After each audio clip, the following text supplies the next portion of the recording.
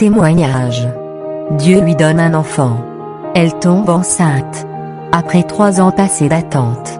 Bonjour, bienvenue sur mon expérience chrétienne. Aujourd'hui, je vais vous raconter le témoignage d'une de mes nièces. En fait, ça faisait quelques années qu'elle ne pouvait pas avoir d'enfant. Elle n'était pas diagnostiquée stérile. Et ni son mari. Elle souffrait beaucoup. C'était une honte pour elle. Ma nièce un jour vient me voir et me dit: tu peux parler à Dieu pour moi, car je ne suis pas encore tombée enceinte.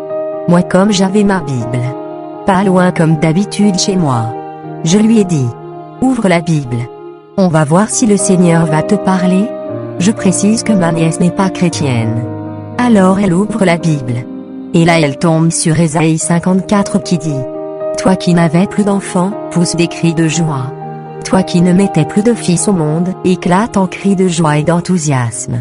Car le Seigneur te dit: toi la femme abandonnée, tu as maintenant plus d'enfants qu'une femme aimée par son mari. Agrandis la tente où tu vis. Tant d'étoiles supplémentaires, ne regarde pas à la dépense. Allonge les cordes de ta tente, consolide les piquets, car tu vas t'agrandir de tous côtés. Tu ne seras plus humilié, n'aie donc pas peur. Tu ne seras plus déshonoré, ne te sens plus honteuse. Tu oublieras l'humiliation. Ésaïe 54, 1, 4. Et là j'ai senti que le Seigneur lui parlait et je lui ai dit: attends-toi à quelque chose de bon. Après on n'a pas été plus loin, j'ai oublié et elle a oublié. 1 an plus tard, j'avais oublié tout ça. Ma nièce m'appelle comme d'habitude. Je croyais que c'était comme les autres fois pour me parler de tout et de rien. Elle me dit: je n'en peux plus, je ne sais plus quoi faire, vraiment j'arrive pas à tomber enceinte. Et elle me dit: je vais être obligée de faire des inséminations. Et il y a 3 essais. Et si ça marche pas, ça sera la grande opération. Oh là là, je me dis: mais qu'est-ce qui se passe, ça peut aller jusque-là? Je lui dis: il n'y a pas des années que tu cherches à tomber enceinte? Elle me dit: il y a au moins 3 ans passés, mais je le dis à personne car j'ai honte. Et moi je me suis souvenu du verset de la Bible où elle avait tombé 1 an avant. Alors je lui ai dit: je vais prier le Seigneur et essayer de lui demander la révélation.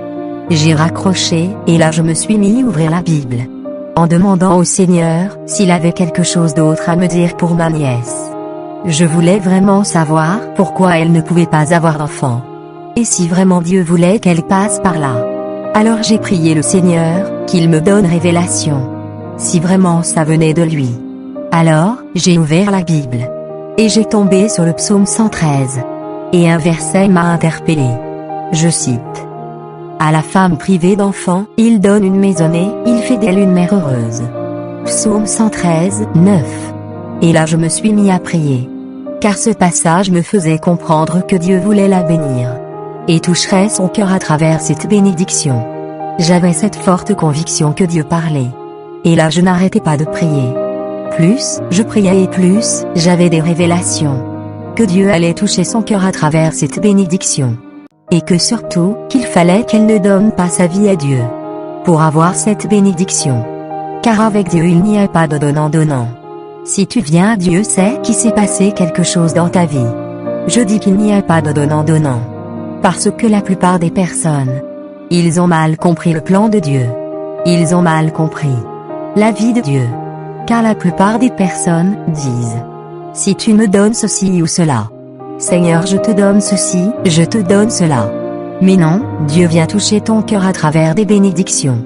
Et parfois il n'y a même pas besoin qu'il te donne quelque chose. Tu as envie de t'approcher de lui.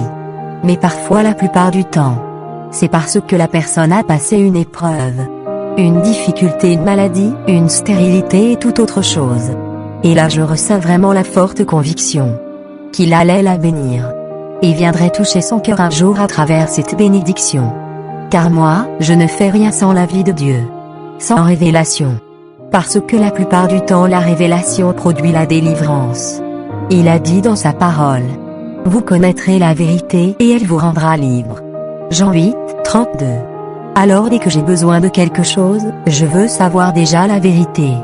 Quand il y a un blocage pour quoi que ce soit. Des fois Dieu vient nous bénir de suite. Mais des fois c'est long. Et là il faut comprendre, essayer de définir le problème. Alors là vraiment Dieu parle. Alors j'ai appelé ma nièce et je lui ai dit. J'ai une révélation du Seigneur. Pour moi ça vient vraiment du Seigneur. Car j'ai eu une forte conviction que Dieu allait venir te bénir à travers cette bénédiction. Et je veux vraiment qu'on fasse cette expérience. Que tu fasses cette expérience. Et Dieu viendra toucher ta vie à travers cette bénédiction. Alors bien sûr elle a accepté. Elle m'a dit. Oui d'accord, qu'est-ce qu'on peut faire et comment faire? Alors moi, je lui ai dit. Comment on allait procéder dans toutes ces choses. C'était comme si que Dieu. Il me le disait carrément naturel à moi. Qu'il fallait que je prenne ces 2 versets où le Seigneur a parlé. Alors j'ai pris ces 2 passages de la Bible, je les ai écrits. Ésaïe 54. Psaume 113.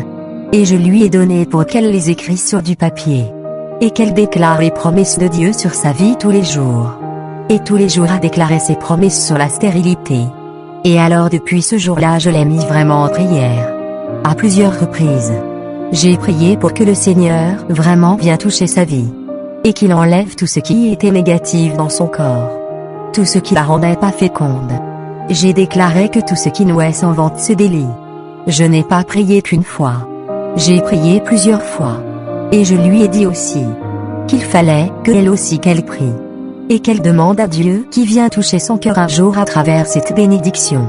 Un jour après une forte prière. J'ai eu comme si quelque chose qui me parlait. Comme si que c'était Dieu qui me parlait. J'ai dit. Maintenant prends-le par la foi.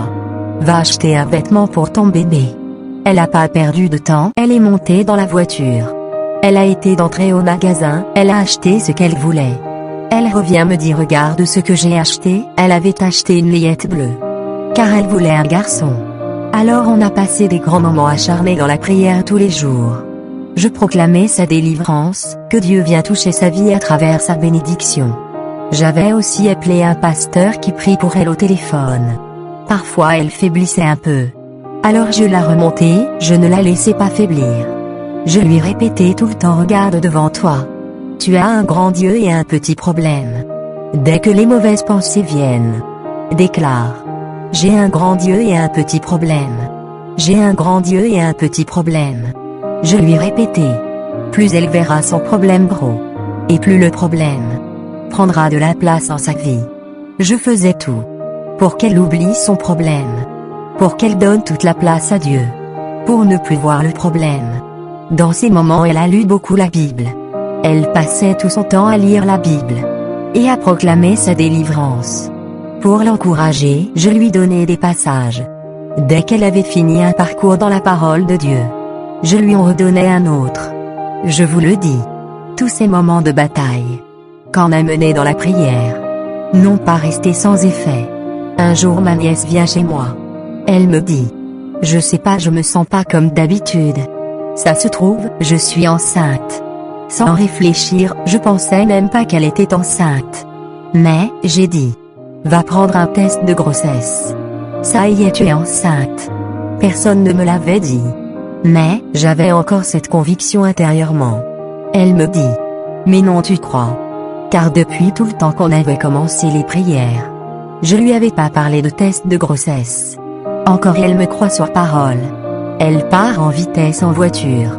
Elle m'appelle tout de suite, qu'elle a fait le test. Ça n'a pas duré longtemps, même pas 20 minutes. Je lui réponds et je lui dis. Ça y est, tu es enceinte? Elle me dit mais oui c'est grave, j'en reviens pas. Elle me dit que son mari en revenait pas ses yeux. Il lui a dit. Je n'en reviens pas comment Dieu est puissant. En fait, moi ça m'a même pas choqué. Car Dieu a fait beaucoup de choses dans ma vie. Et je sais vraiment qu'il est puissant. Et pour finir, avec tout ça, elle a tombé enceinte au bout de 3 mois. Après plus de 3 ans d'attente. Et en 3 mois le Seigneur a bouleversé sa vie par une grande bénédiction. Le bébé est né au mois de décembre. Une merveille de Dieu et c'est un garçon. Et oui, Dieu n'est pas avare. Il te donne tout pleinement. Voilà, maintenant ma nièce suit les réunions. Et Dieu va la bénir de plus en plus. Voilà, j'espère que ce témoignage t'a fait du bien. Et va te donner de l'espérance pour l'enfantement. Il n'y a rien qui ne soit impossible à Dieu. Toi qui se trouves dans la même posture. Tu as toutes sortes de blocages. Tu ne peux pas tomber enceinte. Moi je te dis, fais une expérience avec le Seigneur. Le Seigneur, il est là, il est vivant. Il a dit dans sa parole. Si vous aurez la foi comme un grain de moutarde, vous direz à cette montagne, déplace-toi de là, et elle le ferait. Luc 17, 6. Que cette foi soit ton partage au nom de Jésus-Christ. Et que le Seigneur vous bénisse pleinement. Que toute la gloire soit à Dieu au nom de Jésus-Christ.